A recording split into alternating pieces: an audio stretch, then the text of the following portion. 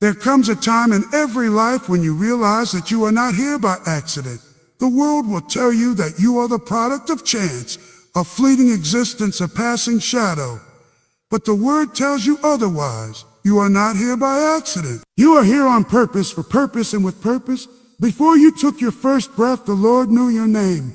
Before you spoke your first word, He wrote every one of your days in His book. You are fearfully and wonderfully made, woven together with divine intention and eternal significance. You may look at your life today and see only the broken pieces, the failures, the regrets, the battles you could not win. But God looks at you and sees a vessel of destiny. He sees a child who was born to rise, born to overcome, born to carry His light into the darkness of this world. You may have been rejected by people, betrayed by friends, wounded by those you love the most. You may have fallen so many times that you now doubt whether you can ever stand again. But do you not know that every fall has within it the seed of rising? Every defeat is but the ground for a greater victory. Every darkness is but the backdrop for His glorious light to shine brighter. The enemy tells you that your life is over, that your calling is finished, that your dream is dead. But God says no.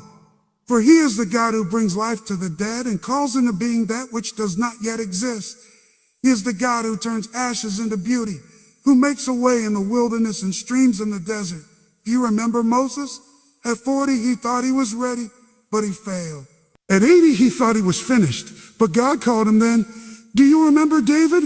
He was an unknown shepherd boy, overlooked by his own father, yet God chose him to slay Goliath and become king. Do you remember Esther? A girl with no power, no status, but God raised her to save a nation. Do you remember Joseph? Betrayed, sold as a slave, falsely accused, imprisoned for years. But none of these things canceled his calling. In the end, every betrayal became a stepping stone, every prison a preparation, and every pain a path leading him to His throne. What about you? You are not too weak. You are not too small. You are not too late. If you have breath in your lungs today, then God is not done with you. You may say, but I have sinned too much. I have failed Him too greatly.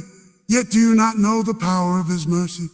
He said, oh, your sins are like scarlet. They shall be as white as snow. The cross did not come to make you a slave to guilt. It came to set you free from it.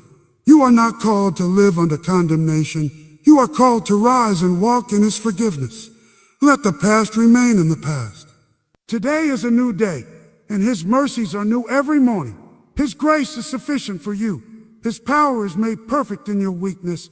Therefore, boast not in your strength, but in your weakness, for then His strength will rest upon you.